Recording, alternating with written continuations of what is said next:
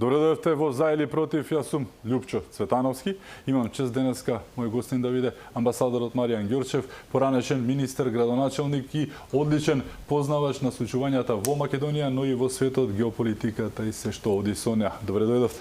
Добре дојдов. Амбасадоре, да почнеме што се вели дедукцијски од поширокото кон она попростото. Светот денеска. Дали, можеме да го поделиме како светот пред и светот под Трамп? Па, светот денеска може да се каже дека се наоѓа на една голема пресвртница, едно големо расплаче. Но не е сега само Трампов прашање. Кризата на, би рекол, светското општество трае веќе подолг период на време, што се работи за еден голем процес. Процес на трансформација од политичката доктрина на капитализмот, државата на благосостојба, на политичка доктрина на глобално општество. И тој процес е многу сензитивен, многу болен, една голема реформа на капиталистичкиот свет. А појавата на Трамп, би рекол како парадигма, го на некој начин забрза тој процес на трансформација на капитализмот во постмодерниот облик на капитализмот, кој што допрва треба да ги открие новите хоризонти на неговото существување.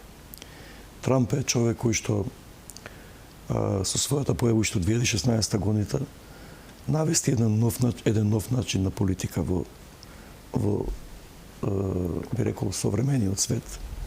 Политика која што не почива на она универзитетска супериорност на западните елитни универзитети Оксфорд, Кембридж, Харвард, Јейл, Бостон, Колумбија, каде што алумните на тие универзитети регрутира илјадници поборници на неолибералниот глобален концепт на Збигњев Бжежински, 70-те години подоцна, исто така промовиран преку Кеничи Омаеа во 90-тите.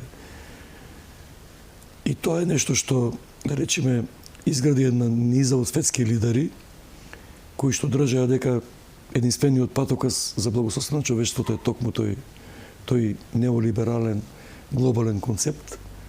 Меѓутоа нема објаснение на човештвото како тој глобален концепт се повеќе го продлбочува меѓу богатите и сиромасите, се повеќе се продлбочува, би рекол, состојбата меѓу класите во капиталистичкото општество. И јас сум тука поборник на, кога се работи за Трамп, ја користам субјективно предикатната теорија на Аристотел, со двата логични принципа. Првиот принцип е принципот на контрадикторност. Од две контрадикторни тврдења, едното мора да е вистинито. Вистинитото дали е Трамп добар или лош председател, контрадикторниот став дали е Трамп лош председател. И вториот логички принцип е принципот на доволна причина за да стана состојбите во светското општество такви да појавата на Трамп значи една одредена резултанта на тие движења, на тој процес. Сега, кои се тие доволно причини? Почнувајќи од 95-та година кризата на мексиканскиот пезос, 97-ма кризата на валутите на азиските тигри, 98-ма кризата на руската рубла, кризата на американскиот хедж фонд за инвестиции, потоа 2008-та берзанската криза Wall Street, 2019-2020 ковид кризата и во сето тоа време од 2003 година со почетокот на нападите на Ирак на база на лажната информација за хемиските оружја за масовно уништување кои што ги поседува Хусеин, кој што се покажа како ноторна лага, перманентно современиот свет, нашиот западен свет, кон кој што и ние припаѓаме како Македонија. И ние сме дел од тој свет. Ја усвоивме декретски, без објаснување на македонскиот народ, но ја усвоивме таа доктрина на политички плурализам, пазарни законитости, плурална демократија, кое што ја негуваме така како што ја негуваме, но се покаже дека таквото декретско усвојување изроди многу негативности во македонскиот општествен систем, сите три подсистема. Форма на управување, значи демократијата, економијата и општествената надградба. И сега се јавува најнаш Трамп. Најпрво скромно, 2016 со многу пречки во неговото работење. Научи ли многу работи од првиот мандат, па сега вака конкретно настапува, знаејќи како и што му се случи во првиот? Апсолутно. Значи тој се соочи со еден бедем од обвинувања од организирани групи пред се невладините организации кои што го блокираа со обвинување дека е во неговиот избор учествувала руската обештана служба, руско замешателство, со перманентно обструкции во неговото работење при составување на неговиот прв кабинет во 2016-2020 година. Тој едноставно не можеше да работи во тие 4 години.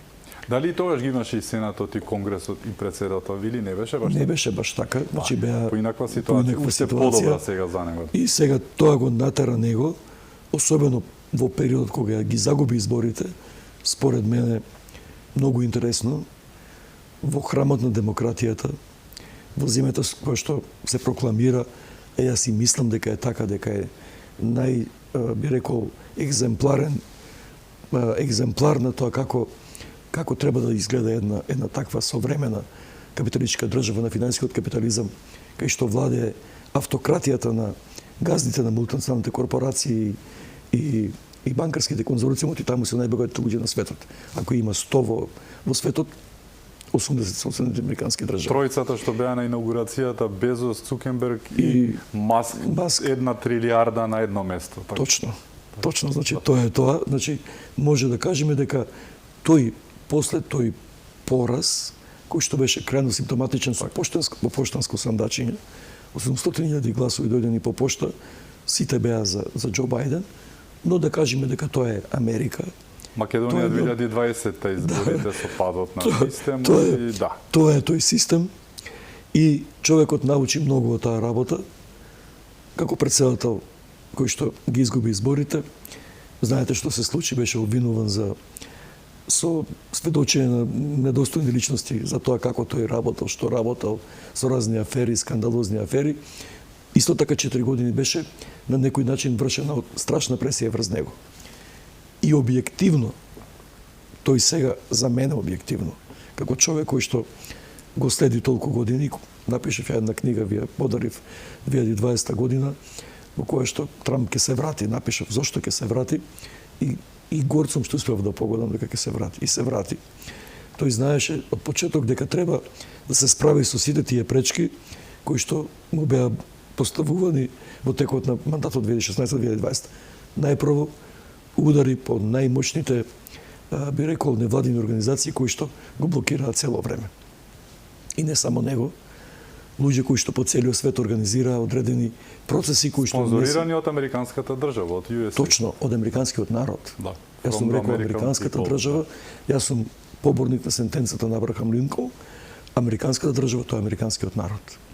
И јас мислам дека кога некој го критикува Трамп, треба да се запраша дека за Трамп стојат 90 милиона американски граѓани кои што гласале за него.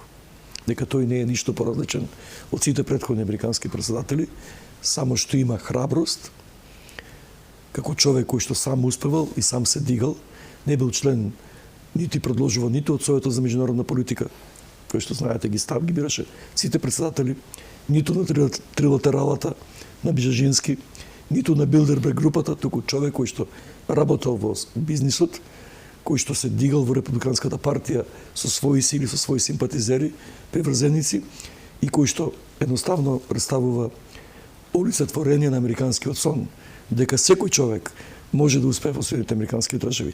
Тој е типичен пример за тоа. Тој не учел на Оксфорд, како Клинтон, или не бил елитен правник како Обама, или не бил од другите председатели кои што со должна чест кон нив, нели, биле поддржувани од сите тие политички елити на Соединетите американски држави. Тој сам успел, сам паѓал и сам успевал. И токму затоа надежта кај мене е во неговото работење дека тој е представник на американските граѓани, на американскиот народ, но он е обичен американец кој што јас бескрено го почитувам заради тоа што американците се слободумни луѓе. Сум бил неколку пати во Америка, посебно оние луѓе од кантрисайдот на Америка, луѓето со рурална Америка. Да, рурална Америка кои што си ја сакаат, кои што се патриоти, кои што сакаат својата земја, кои што навиваат за Денвер или за Канзас или не знам за кој во хокејот, во бейсболот, во рагбито, американскиот фудбал, во НБА лигата, кои што си работат во своите фабрики и кои што си ја сакаат пред се американската држава. Трамп ги представува нив и од другата страна ги има тие политички елити, клиентелистички, со години настроени, кои што служат на одредени интереси на одредени мултинационални корпорации и банки. И Трамп, знаете што мене бе приврза особено кон него, што тој беше првиот председател кој што јавно на говорница објави дека ќе се обиде 2018 година да ги национализира федералните резерви на Соединените американски држави. Тој прв објави дека федералните резерви на Соединените американски држави не се државни, дека тоа е офшор меѓународен конзорциум кој што располага со американската пченка во милиони тони, со американската пченица, со американското злато, со американските резерви, девизни резерви, во врзници, во биткоини, во се што поседува Соединената американска држава.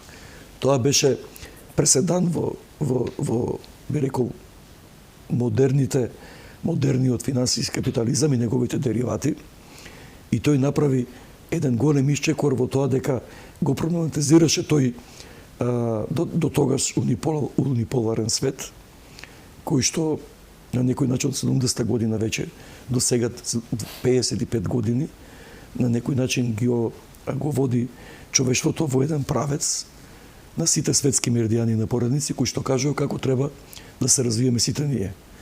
Кој е нашиот паспорт или лозунг за понатамошен успех во животот. Меѓутоа, тие препораки од тој свет униполарен, од сите тие представници на тие политички елити, никогаш не бил само добронамерен, секогаш бил со одредена уцена. Сум бил во македонска влада, сум бил во македонски парламент и токму во она тело кое што е македонско-европска парламентарна група. На многу средби сум видел многу пати како тој свет кој што сака да задржи својата хегемонија поставува, знаете како ви велат, да, вие може тоа да го добиете, ама треба тоа и тоа да го направите. Не само како реформа, абстрактна реформа, затоа што македонските граѓани не се виртуелни суштества. Тоа е болен процес, реформите се болни и ние секојаш треба да гледаме кон што ќе го доведат македонскиот граѓанин. Трамп го проблематизира тоа.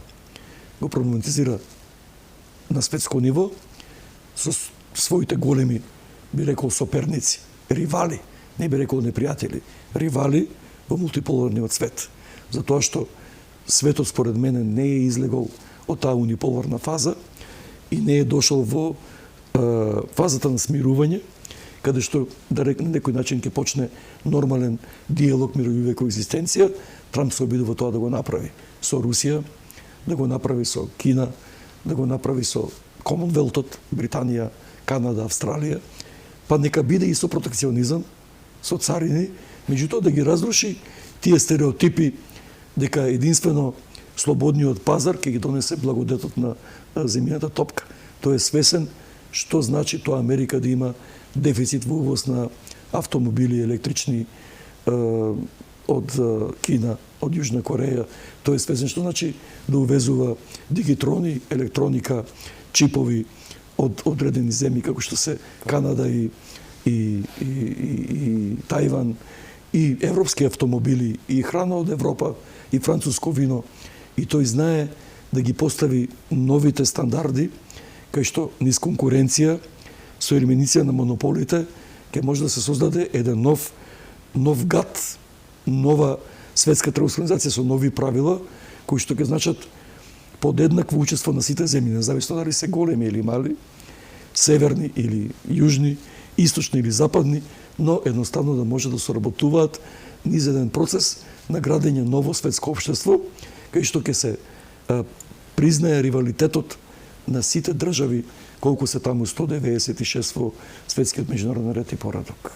Како гледате на случувањата во овалната со амбасадор? Мене не ме изненади искрено, затоа што, ајде да не се лажеме, Трамп смени се од администрацијата која што беше пред него, Бајденовата, но мислам дека тука не му е баш едноставно да го смени човекот кој што го постави. Исто така, ајде да не се лажеме, Бајден во Украина, Зеленски беше, знаеме како избран и од кого поставен, од кого подржан, и мислам дека тој се уште го тера тој филм на можеби последниот атавизамот од таа демократска структура, гледано реално дека не се навредуваат украинците, нема врска. Јас сум бил повеќе пати во Украина, прекрасна земја и народ, но Зеленски, таа приказка, она што се случи во овалната соба, мислам дека беше резултат на оној антагонизам собран токму поради овие разлики што ги имаат, и Зеленски како представник на една оставена претходна каста американска, а овој, и мислам дека и се уште им контрира под влијание на тие кои што и го поставија таму. Не го избра украинците, не го чува таа пропагандна машинерија.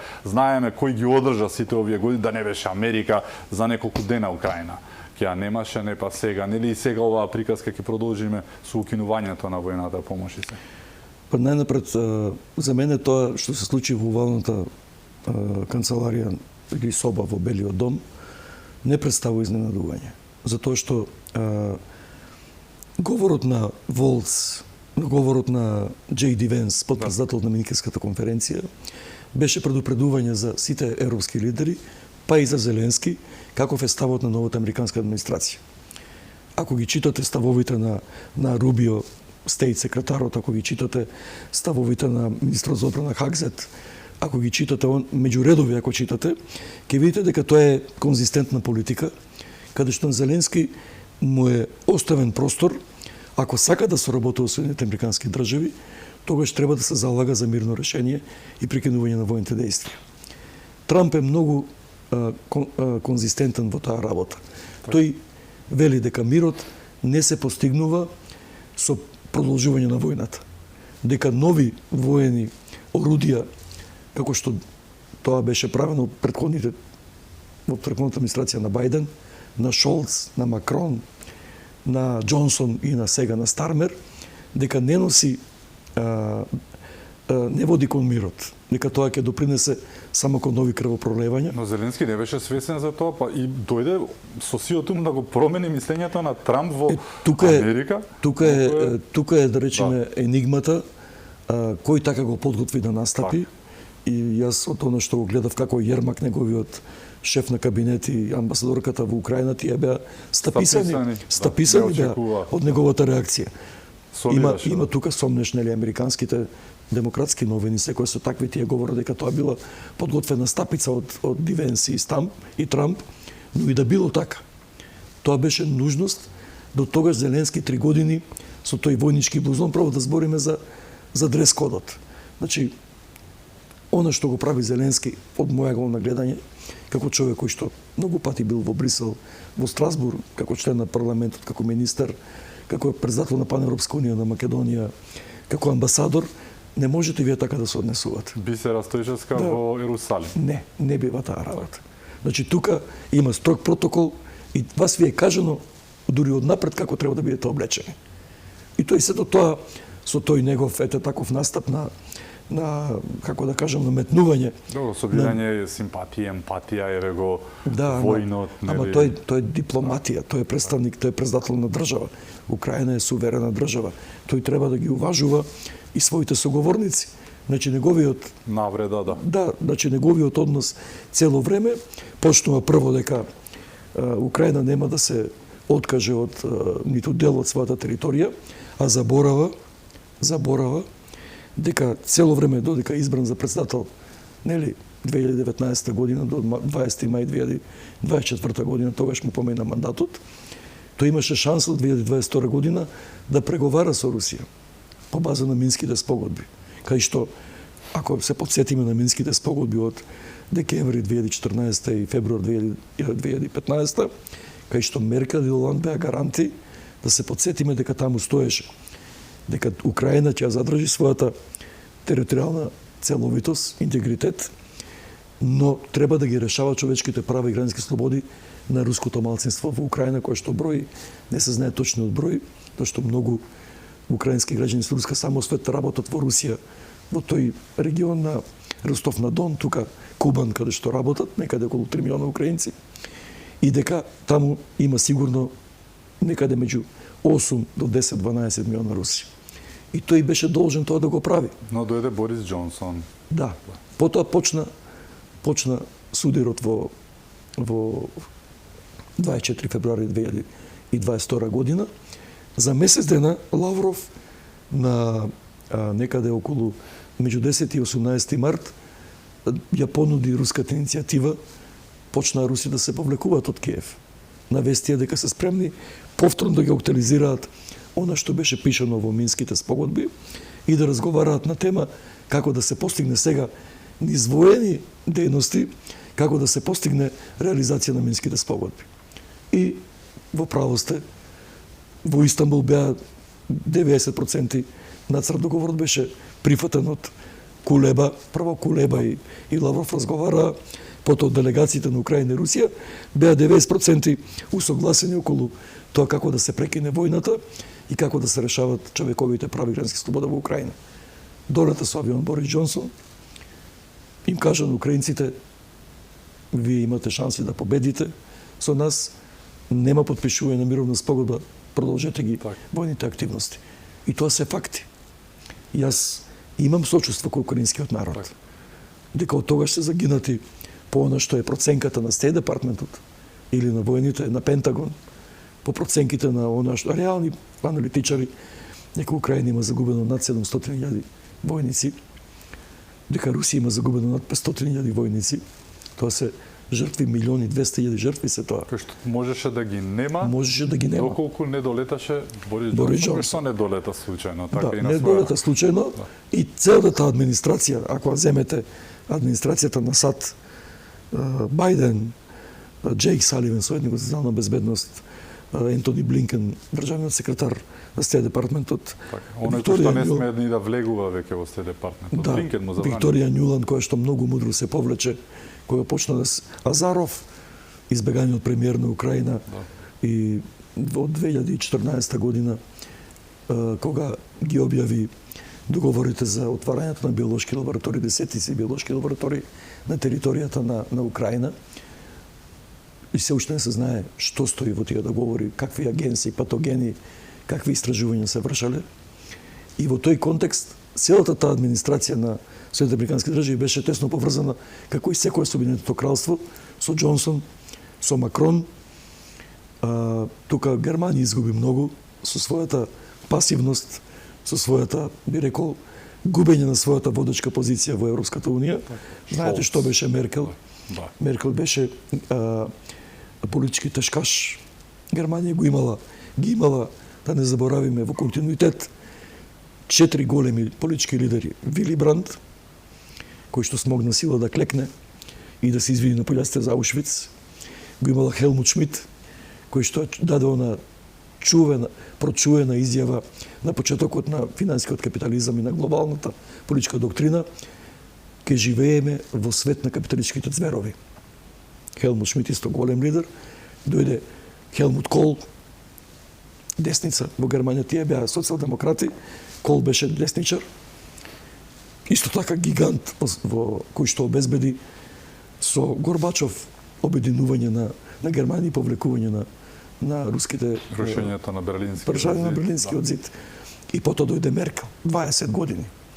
А Меркел, која што по својата едукација добро знае што била Источна Германија, таа потекнува од таму, живеела во Источна Германија и добро знае за односите на Русија со Германија историски, за пруското руско сојузништво против Наполеон, за соработката на Русија и Германија низ историите во битката, исто така на Бородино, каде што сите генерали беа германци, односно пруси, руски генерали, и добро знае како треба да се одвива таа соработка и која што на крајот на криштата го изгради Северен проток 1, кај што 100 милиарди метри кубни ги набавуваа германците по 5-6 евра по 1000 метри кубни газ, а сега тие се движат, знаете како, по забега работи. 5 пати, 6 пати поскап е газ и германската индустрија колабира. На колена заради... На колена. И сега пазете, и во тој момент доаѓа Олаф Шолц, кој што буквално се изгуби, го препушти лидерството на Макрон и кој што донесе огромна неизвестност во европската агенда, пред се во зелената енергија и пред се во надворешната политика на Германија, во делот на Европа, во делот на миграцијата. Зашто, знаете, ако вие се судрите, зелената енергија, Макрон успеа да ја убеди Европа дека зелената енергија е и нуклеарната енергија. Европа проектираше во следниот период 27-30, која ќе биде таму 5 или 34 500 милиарди евра за зелена нуклеарна енергија. Со тоа сите инвестиции на Германија, кои што беа со децении градени на обновливите извори на енергија, ветер, вода, биомаса, сонце, паднаа во вода. И тоа Шолц свесно го дозволи. А ги затворија нуклеарките, А ги затворија нуклеарките, термоцентралите. Не сакаше да покрене постапка да утврди кој е тој што го минираше Северниот поток 1. А сите молчеше, знаат кој е. а сите знаат кој е. И затоа се случуваше тоа да беше Ангела Меркел да останеше уште еден мандат, јас сум сигурен дека до војна немаше да дојде. Так. Зашто таа директно разговараше со Путин, како што и Трамп директно разговараше со Путин. И Трамп ако победеше, како што мислев дека имаше шанси да победи, да кажам, регуларно во 2020 година, и тој немаше да дозволи војната, зашто, знаете, тие црвени телефони меѓу Брежнев и во тоа време Картер и пред тоа другите председатели беа измислени за тоа да може да функционираат со директни јавувања и предупредување, па потоа се пренесуваат на разузнавачките служби, контакти, тајни контакти, како да се спречи ескалација и Трета светска војна, нуклеарен судар, кој што Трамп, најважното од овалната соба е реченицата на Трамп, вие ризикувате почеток на Трета светска војна. Зашто тоа е така. Прашање е како оние демократи што паѓаат писка, а зашто веќе не така, не ги интересира Трета светска војна, не ги интересира конечно донесување на доаѓање до мир. Секој човек на светов, предпоставувам нормален, сака да види мир во Украина. Како така наеднаш тие кои што до вчера знаете што се не правеа под превезот на таа демократија, човекови права и што веќе не, сега наеднаш тие инсистираат повторно на војна. Еве Европа после најавата денешна на Америка дека престануваат привремено или не со војната помош, излегува Урсула фон дер Лајен, која што ни делеше придики ни даваше во парламентот, ни зборуваше за пире. Мене ме навреди многу, пире ми е света работа, не дозволувам некој да се игра со тоа, нели? Но еве, си дозволи таа и тоа да го кажува, излегува денеска вели 800 милиарди евра ќе бидат потрошени за повторно вооружување, ревооружување го велат на Европа. На крајот на краиштата после свадба тапа не испаѓа работата или она навистина беше Русија ќе не храни, Америка ќе не брани, па потоа сватија дека не може ни едното ни другото. Најнапред околу погрешната стратегија на Европската унија во однос на украинската криза е во тоа што кога вие претходните, значи еве говориме за наши македонски состојби, кога имате претходни состојби, некоја влада потпишала некакви спогодби, нели? Тоа е тежина. Вие тоа не може да го негирате. Колку и да се штетни тие, така? За жал, наш така и на европско ниво. Ако гаранти на минските спогодби беа Меркел и Оланд, тоа важи за сите европјани. И за Макрон, и за Шолц, и за Урсула фон дер Лајен. Па добро, тоа е добра порака за нас. Ама, тоа сакам да кажа. Значи, тука немате вие право да кажете ние сега безрезервно ќе ја поддржуваме Украина во продолжување на војните действија. Тоа значи дека вие го жртвувате украинскиот народ.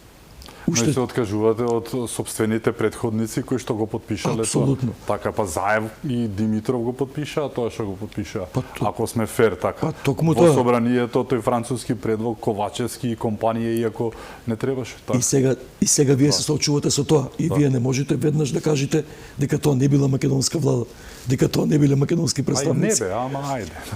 Важно е дека вие го признавате континуитетот на македонската државотворност и на таа влада која што направила според мене многу страхотни грешки во меѓународното позиционирање на Македонија. Значи вие тука во секој случај доваѓаме ситуација да сега можете да правите надчовечки напори да ги надминете тие состојби. Така и фон дер Лајен, сега и Коста на Европскиот совет сега и Роберто Мецала на Европски парламент, треба на некој начин, и верувајте, затоа сум тука да изнесам мој став, ќе се смени европската политика. Меѓу другото, самитот во Лондон, што го организираше Кир Стармер, први ќе ретарираат британците, англосаксонскиот свет. Ке има телефонски разговори, црвени телефони. Тие знаат што значи постариот. Значи, Лондон е династијата на англосаксоните во 19 век и 20 век до првата половина на 20 век. Соединените американски држави се сегашниот, би рекол, хегемон на светската политика.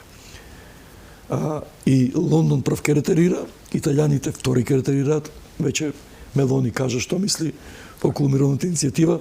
Германија ќе биде третата земја која што ке ретарира Мерц, иако тој сега дава изјави на база на консултација со Шолц, но тој ќе мора, за да обедини повторно Германија, источна и западна, источна Германија во колапс.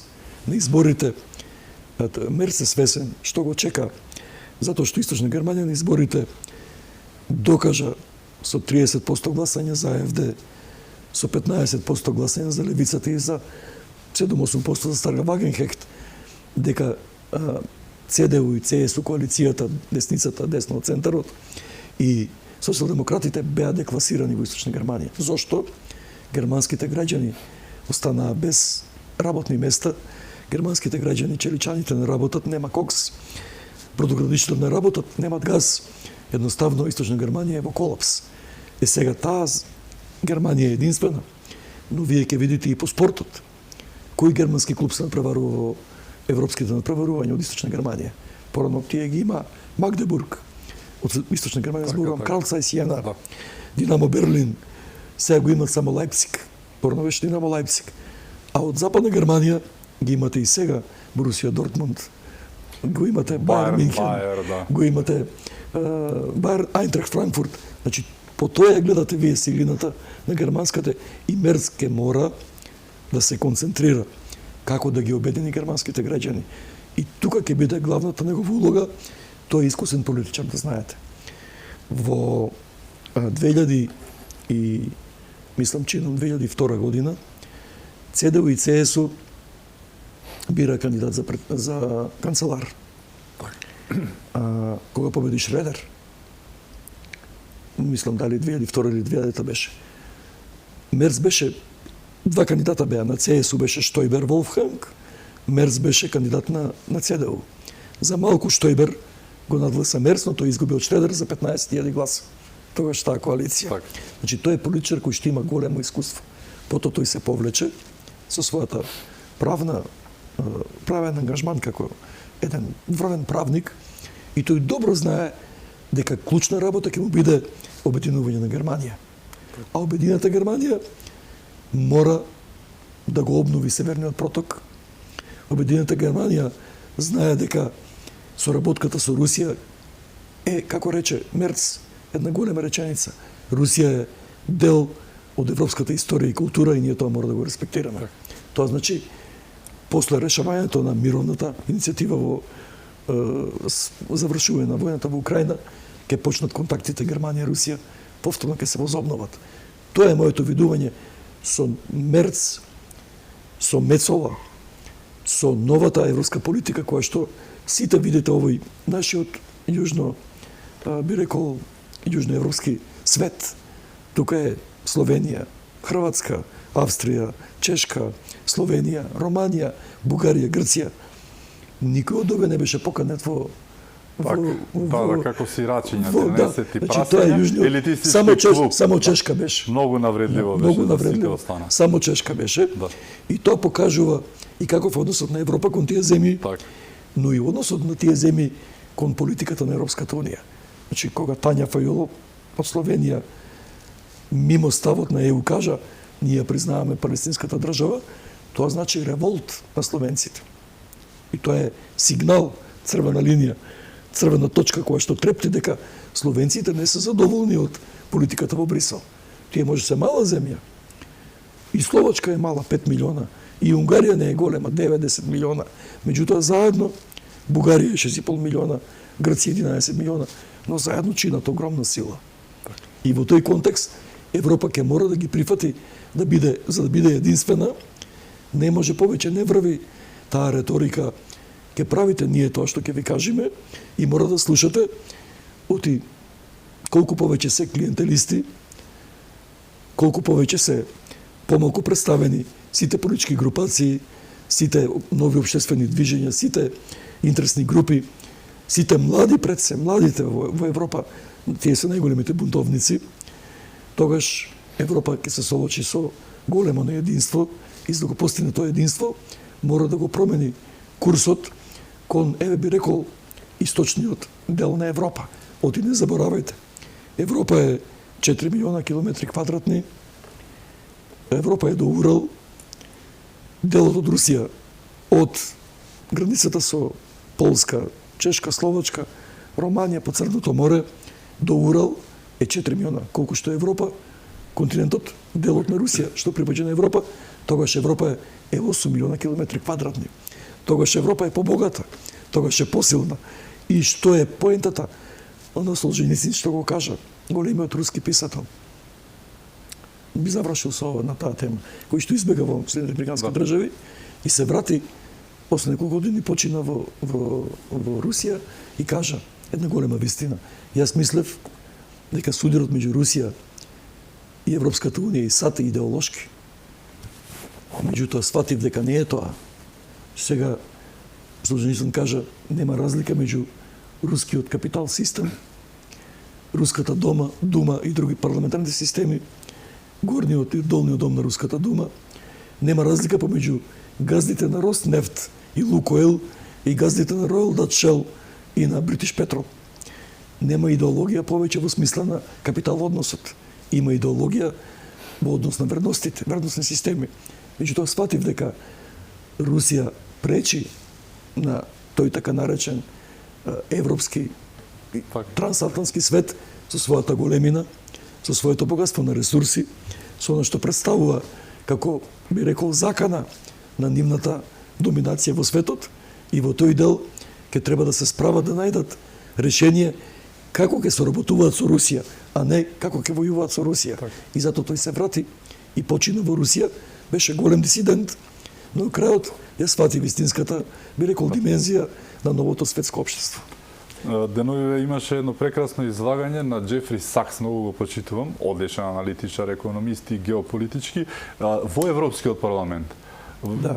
Кроки кажано, буквално им раскажа се што се случи во Украина, да не се лажеме, без провокациите, немало, имало, целата вистина и од американска страна и се. Да, и порача многу отворено, убаво им кажа, бадијала сега се правите на самите европјани во Европарламентот, бадијала се правите воинствени, ништо нема да помине, готово е, војната е завршена, готово е, така им кажа во еден говор кој што траеше многу со сите нишани, секоја чест, но ќе зборуваме помалку за тоа повеќе за Македонија и новите констелации во кои што се најдовме, за македонската влада, за патувањата имавме од Минхен во Вашингтон, од Вашингтон во Истанбул, од Истанбул еве денеска се во Будимпешта. Многу убави работи се случија за само 10 дена, но и претходниот период. Ќе зборуваме за македонската надворешна политика. Со нас е амбасадорот Маријан Ѓорчев. Се враќаме веднаш по рекламите. Останете со нас.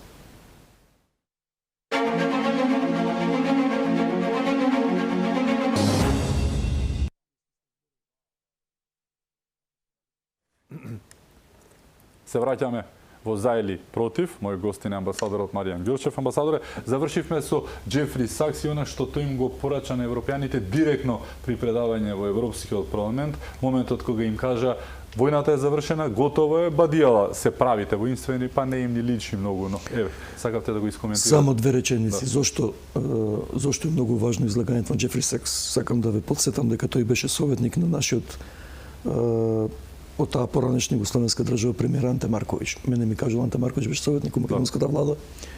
Кога јас бев министар, патувавме заедно многу пати во Брисел. Многу убави времиња. Многу убави времиња. Да. Тој точно знаеше и како се распадна Југославија, кој беше виновен во југословенски контекст. Тој беше советник на Горбачов во времето кога преговараше со Буш. Тој беше советник на Елцин и тој ги знае корените на проблемите на рускиот судир, да речеме. Така што неговото познавање на состојбите во поранешните екс-социјалистички држави Југославија и Советскиот сојуз му дава за право да држи лекција. И на украински председател беше, и на полски председател точно, беше. И на полски председател. Да. Тој ги знае точно состојбите во Источна Европа. Од прва рака. Од прва рака. И се што кажа, препорачувам на сите да го прочитаат. Дефинитивно, кој има каква било дилема да види вистината срочена на десетина страници. На човек познаваш на состојбите, кој што зборува со аргументи. Така и го има факти. И на Курир МК, го има и на Офнет, и на повеќе портали, можете да го проверите. Джефри Сакс невидено на вистина. Толку сакав да кажам. Ја тој бе брилјантен ум. Така. Македонија како тема. Дипломатската офанзива, како што ја нарекуваат, но и можеби и повеќе од офанзива, вакво нешто не се случило одамна. Јас овие 26 години што ги работам, сум бил и во Обединетите нации со некои председатели од она СДСМовска каста, да, со Црвенковски, и таму се сретнуваа, знаете со кого? Со Турција, со Црнагора, па можеби и со Албанија ќе се сретнеа, или ќе, знаете, оние на Заев средбите и се. Сега имаме 8 месеци, но нека не бидат 8 месеци, 1 месец, да е последниве 10 дена. Имаме од Минхен во Вашингтон, од Вашингтон во Истанбул, од Истанбул денеска се во Будимпешта. Со сериозни лидери на сите страни, со луѓе кои што го водат светот, како што и Америка, но и европски ги нарекуваат дисиденти, тврдокорни, десничари. Зборуваме за Ердоган, за Орбан, луѓе кои што ја држат Европа, реално, која што полека се враќа кон суштината, кон суверенитетот, нели, односно суверенистите и сето тоа. Како гледате на македонската влада и она што се случува на дипломатски пат со оваа нова македонска влада, која што покажува дека ако се сакало, се можело, нели? Да, јас сум поборник на она реченица дека ако ние самите не се грижиме за себе, зошто некој друг би ни помагал нас? И токму таа реченица е лајт мотивот новата македонска влада со главниот човек, премиерот Мицковски, да превземе таква проактивна политика која што не е видена до сега во македонската дипломатија. Не е видена таква политика со такви директни средби, со луѓе кои што се од хајкорот на тие, еве да речеме, во Соединените американски држави, во Турција, во Будимпешта, во средбите на маргините на средбата во Минхен. Значи тоа се средби кои што се драгоцени. Но и со одличен дипломатски нюх, што велат, Осет, буквално Харагеј 600 чуло, нели, на нинџата, но знаеа со кого, како, зошто, за разлика од она бандата, не се левичари тие, да сама левучари можеби имаат во редовите, кои што се приклонија кон Хамала, навиваа за неа, дори избра и подпредседател од редовите на Сорос за да влезат целосно во приказката и за да сватат дека тотално е утнале приказката. ВМРО погоди многу работи, односно имаа осет. Апсолутно. И ова што сега се случува, не треба да заборавиме многу подценување во македонската јавност од оние со децении спонзорирани од невладините организации за еден председател на Соединените американски држави. А оние што плашат сега многу. Да, такво произнесување би рекол дека е прво недолично, а второ дека не е во корист на нашата македонска држава. Второ, средбите. Знаете, некој кој ќе каже сега во Македонија, сега, знаете какви, Крис Павловски. Па Крис Павловски, двата клучни луѓе, министрот за финансии и подпредседателот се луѓе кои што се во директна врска со Крис Павловски. И сега ви имате подпредседател на американски држави. Вториот ден од инаугурацијата со која што имав чест, вие коментиравте токму кај мене, вториот ден се одржа заеднички митинг на најголемите фаци во Америка, на средба организирана од Рамбол и Доналд Трамп, од Крис Павловски и Доналд Трамп. И неговите луѓе кои што ги има во Стейт департментот. Тоа се негови луѓе, негови лични пријатели. Јас ви кажав дека ние ги испуштаме тие шанси. Ние сме малечки, ама не е така. Ги испуштавме. Го имавме Лазар Мојсов. Надеваме дека е свршено. Не го искористивме. Лазар Мојсов, кој што имаше директни контакти со Буш стариот. Родбински врски. Оние, знаете како се осмисла, кога се формираат нови бракови. Потоа го имавме, сега го имаме тој човек и имавме многу шанси тоа да го направиме. Во минатото бевме повлечени, неактивни, би рекол, чекавме некој друг да ни ги реши проблемите. Сега судбината во своји раце и Мицковски тоа што го прави секоја чест е подигање на нивото на македонското представување во светот и како економија и како култура. А и начинот на кој што се представува Македонија како форма на управување ќе покаже голем бенефит од мојаго нагледање во иднина. Затоа што не може ваква иницијативност да не донесе соодветен аутпут од овие активности. Так. Дали економски, дали политичка поддршка, дали позиционирање на Македонија како вистински пријател на одредени земји, кај што ние ќе имаме секојаш нас Турција не подржувало. И во НАТО не подржуваше со Република Македонија во фуснота. Сад не е стратешки партнер.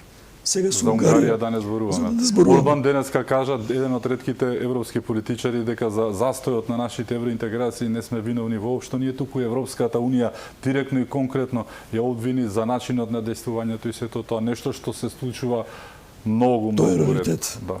А не заборавете ги врските со Пленковиќ. Да. Пријателството на ВМРО ДПМН со ХДЗ, во Европските народни партии, пријателството со Тања Фајол, со Австрија.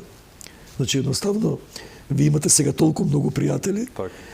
и тој, би рекол, тој начин на градење, коегзистенција, разговори, Европската народна партија, Европска најголемата и преку во- Европска народна Евро. партија, но и со сите оние кои што ги делат вредностните европските вредности со нашите, оти ние Македонија усвојува 50 години европски вредности од 70-те години, 55 години усвојува.